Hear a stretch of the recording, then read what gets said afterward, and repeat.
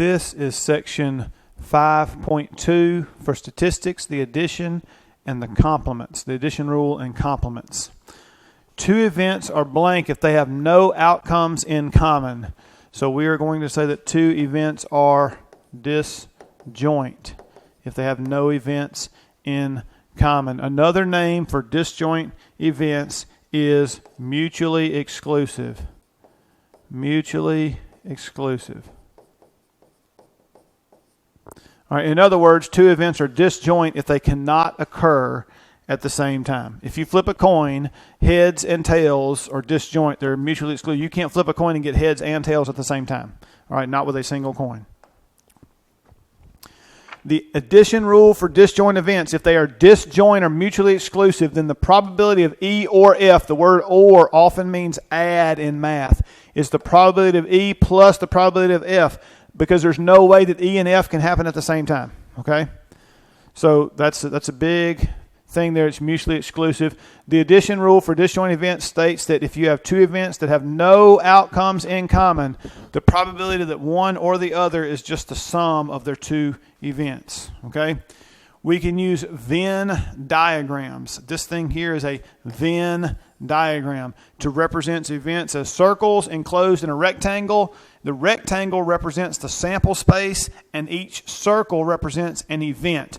For example, if we randomly select chips from a bag, so E, the event E is 0, 1, and 2. Event F is 8 and 9. And then 3, 4, 5, 6, and 7 are not in either event. They're in our sample space, okay? Let E represent choose number less than or equal to 2, so that's 0, 1, and 2. F is choose a number greater than or equal to 8, so 8 and 9. And E and F have no outcomes in common. They're disjoint. So figure 7 shows that Venn diagram. So 3, 4, 5, 6, and 7 don't fit in either event E or F, but they are in the sample space. So here, the probability of E is the number of things in E over the total number in the sample space. So we have 3 things in E. That's where this comes from. And we have 3 plus 2 is 5 plus 5 more is 10. So that's where the 10 comes from. So 3 out of 10, you have a 0.3 chance of being in E here. Okay? You have a 0.3 chance of being in E there. Okay? And so then the same thing for F. Probability of being in F, there's 2 things out of 10 things, so that's 0.2. And then if you say E or F, now you got 0.3 plus 0.2 is 0.5, or 3/10 plus 2/10 is 5/10. Okay? And that's the addition rule for disjoint events, and those are disjoint. Right? Those are disjoint events. The general addition rule for any two events, P of E or F, is PE plus PF minus PE and F. Okay? And if you think about it, if two events are disjoint, this probability here is 0, and that's why they have the other rule for disjoint events, but you can still apply this rule to that. Right? It's just that if they're disjoint, they can't happen. So let's suppose that we have the same bag with 0 through 9. E represents the event. Choose an odd number. F represents the event. 1, 2, 3, 0, 1, 2, 3, 4. So guess what? 1 and 3 are in both events, E and F. So our Venn diagram now has some overlap here. We have some overlap. All right? So that means that if we pick the numbers 1 or 3, we are in both E and F. Okay? Oops. Too far. So now when we talk about probability of E, E is 5 things out of 10. F is also 5 things out of 10. But if we talk about E or F, if we count them up, we have 3, 2, and 3 is 8. And 8 out of 10, so 0.8 or 4/5, that is our probability of E or F. Because we add 5/10 plus 5/10, and then we subtract away the and. This part here is the 2 out of 10 here, okay? So that's what all that verbiage is saying there and that kind of thing, all right? Then we talk about the complement. If we have an event E, this is my E.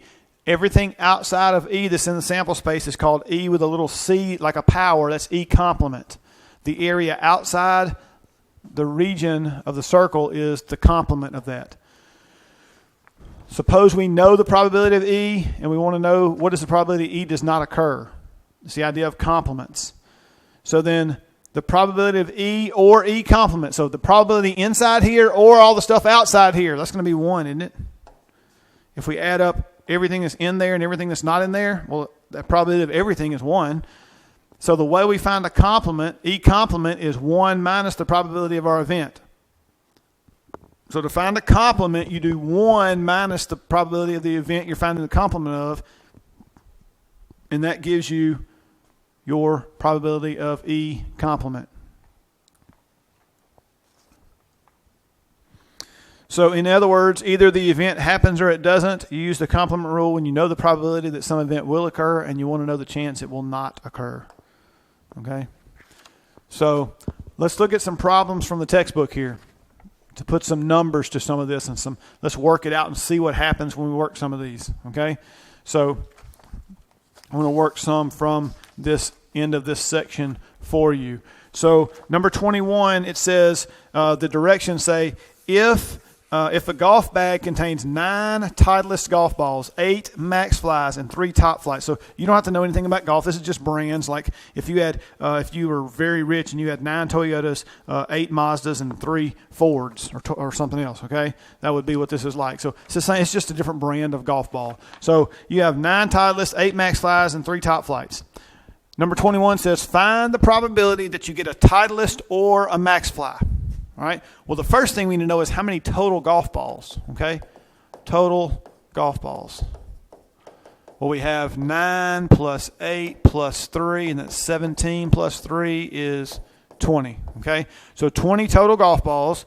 So the probability of something happening is the probability of that event divided by the the number of that event divided by the number of possible events or outcomes. I keep saying it. All right, so this is going to be the probability of getting a Titleist is going to be what? 9 Titleists out of 20 golf balls. What's the probability of getting a Max Fly? There's 8 Max Fly out of 20 golf balls, right? So what's the probability of getting a Titleist or a Max Fly for 21? Probability of a Titleist, or a Max Fly. Well, are they mutually exclusive? Can I pick a golf ball out and it be both a Titleist and a Max Fly at the same time? No. I can't go get a vehicle and it be a Toyota and a Mazda at the same time. Not going to happen. All right. So probability of Titleist plus the probability of Max Fly. So this is going to be 9 over 20, and I'm writing way too big, plus 8 over 20 because I got another one to do. And that's going to be 17 over 20, which is, you know what, I need to see if I can move this. I don't even know if I can. Nope, can't do it. So let me rewrite this a little bit further over so I have a little space here. All right, so this is going to be 9 over 20 plus 8 over 20, which we said was 17 over 20. That's okay, or we can get a proportion here, 0.85, okay? And I think that's the way the book, actually it gives both answers, actually, the 17 over 20 and the 0.85. So either one would be good for me. If you're doing the MyStatLab, then you got to be careful about what you're doing there. Not a Titleist. The probability it's not a Titleist. So let's look at 23 here. I'm going to change colors just because it's a new problem. All my probabilities still hold the same number of golf balls, that kind of stuff. So the probability of not a Titleist is Titleist complement. So that's 1 minus the probability of getting a Titleist. So that's going to be 1 minus the probability of Titleist is 9 over 20. And look, how do you get a common denominator? You say this is going to be 20 over 20 is 1. So this is 20 over 20 minus 9 over 20. And then 20 minus 9 is 11 over 20, which is 0.55. Probably really should have put 31 on the next page, but anyway, we'll see if we can make it fit. In fact, I think I might do that right here in the middle of this. Just bear with me for just a second. Take this and take this page and duplicate it. Okay? Take this and it really doesn't matter. I have it up here. I have room. Now I'm just going to go to the next page. And what I'm going to do now is erase all of this. Oh, no. Erase all of this.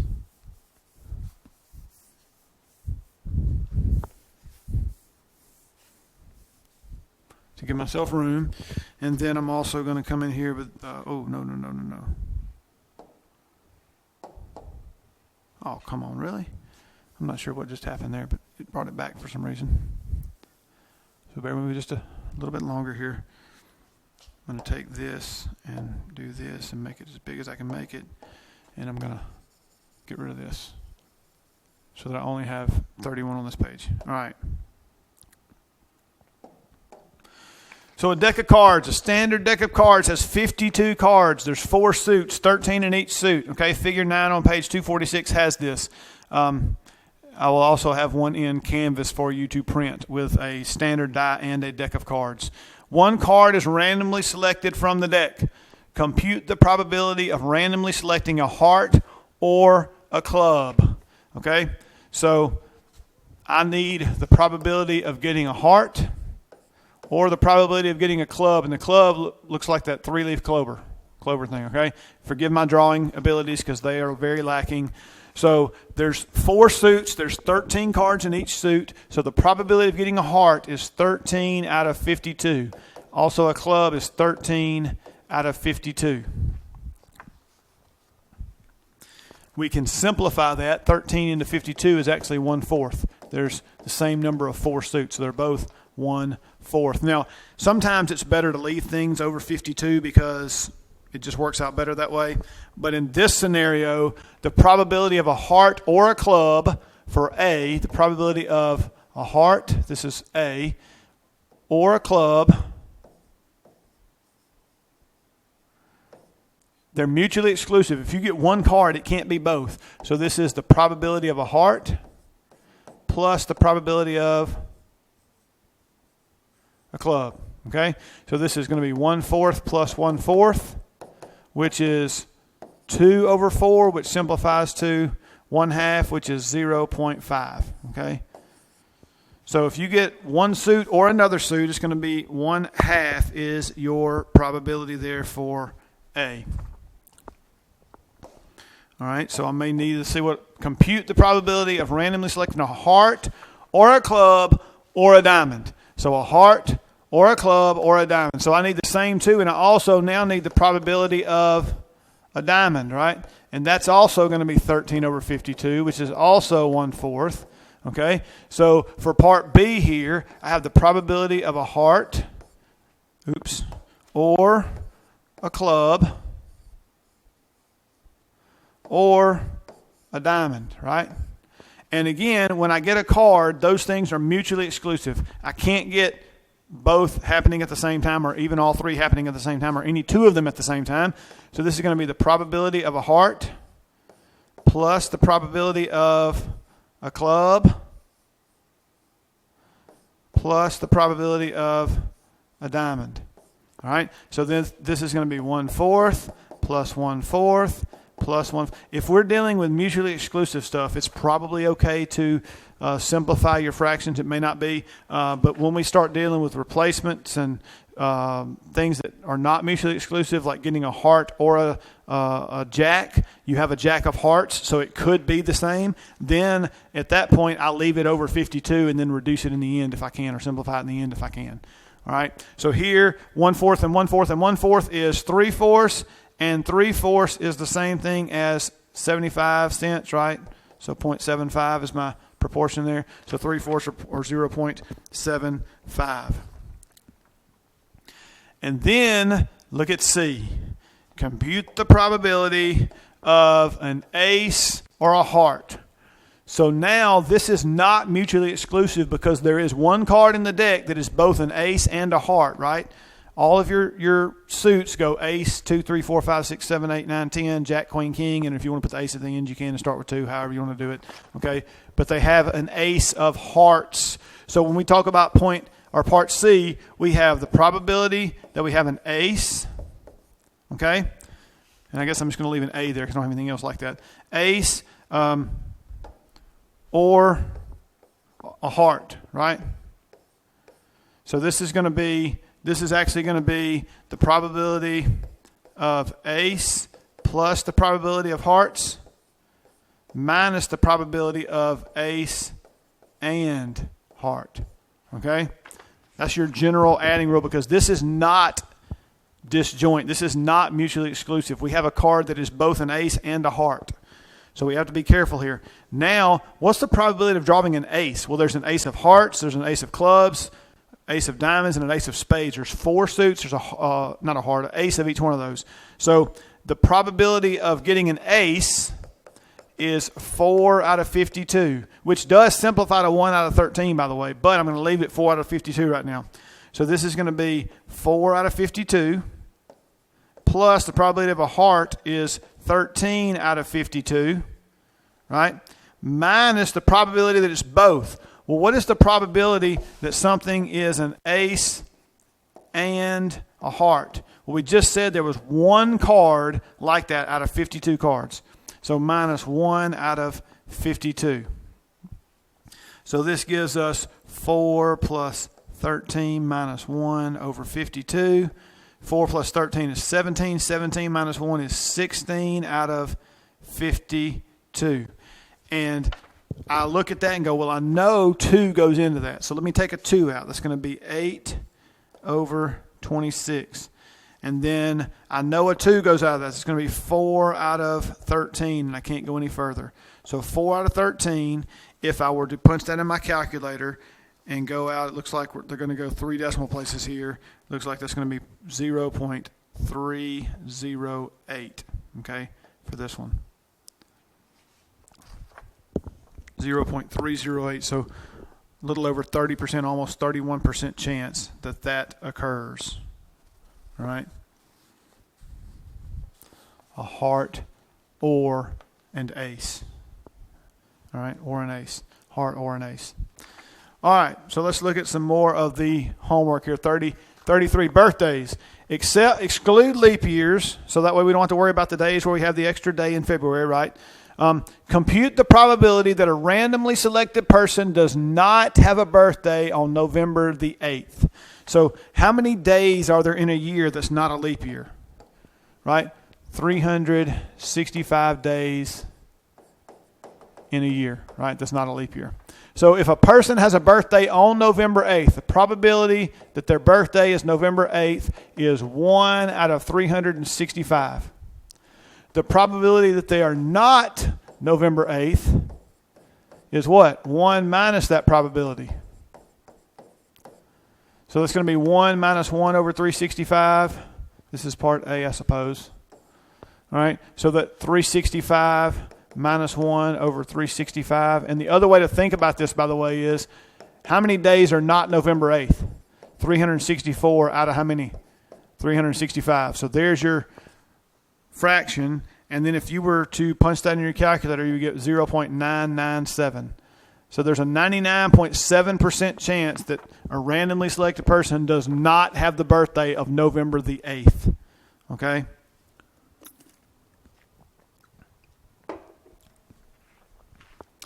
It's possible that in our class of, upper 20s, 27, 28 people, that there's somebody with November the 8th birthday, but the probability says there's probably not. All right? So compute, and that would be for every day of the year, by the way, and we also know that there's that many people in the room, there's that many birthdays, and if we're all different, there's that many days that the birthday occurs on. Okay, but we just happen to pick November 8th here. Compute the probability that a randomly selected person does not have a birthday on the first of a month. Okay? So for part B, how many first of the months? The probability that it's the first of a month. Well, there's 12 of those out of 365, right? There's 12 that are January 1st, February 1st, March 1st, right? So the probability that we're on the first complement is 1 minus the probability that it was the first of a month. Well, that's 1 minus 12 over 365. And again, 1 is 365 over 365. So 365 minus 12 over that is going to be what? 353. Is that what that is? 353 over 365. Oops.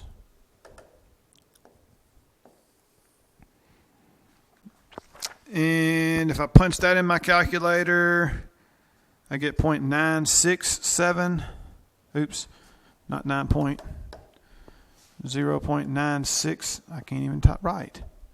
9. You're like, what's new, Mr. Guest? Nothing. Nothing's new. Well, a lot's new, actually.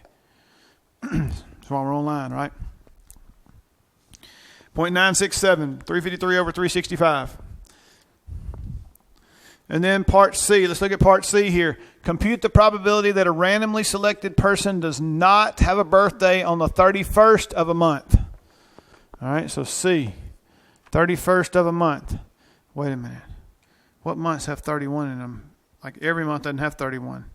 So if you don't know the knuckle thing, right, if you take your hand and look at your knuckles, you got a knuckle, a knuckle, a knuckle, and a knuckle, right? So we go January, February, March, April, May, June, July. We go back August, September, October, November, December, okay? When we get to July, we go to August on the same knuckle there. All the knuckles have 31 days, okay? You're like, Mr. Guest, you're a knucklehead. I know. That was a terrible joke. Ha ha. 1, 2, 3, 4, 5, 6, 7. So there's 7 out of 365 is the probability. I didn't give myself enough room there. The probability of having a 31st is 7 out of 365.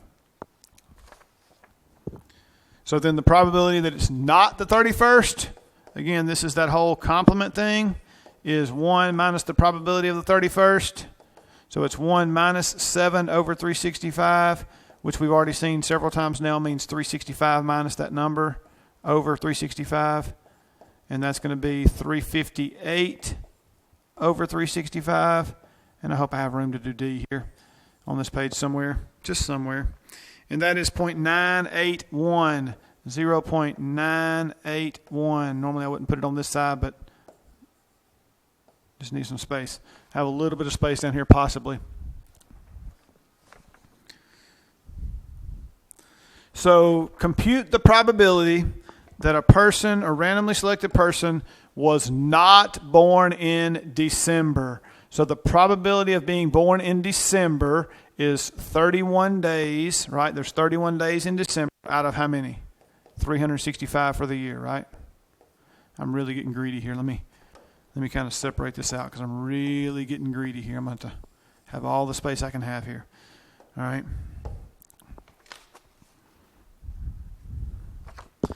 So then the probability of not being in December is the complement, right? And that's what this whole problem's about, is complements. So this is 1 minus the probability of being born in December. So that's going to be 1 minus 31 over 365, which we said is 365 minus 31 over 365 when we get a common denominator. And that's 334 over 365. Is that what that is? 334 over 365. And if I punch that in my calculator, 0.915. And think about it. You're talking about the probability that it's in one of the other 11 months. Now, you can't just do 11 divided by 12 because the months aren't the same number of days. They're not the same size, so to speak. So that's why it is done this way. And what I did was I put the answers on here, but you have them on your sheet that I gave you as well. So this has been section 5.2 for stats.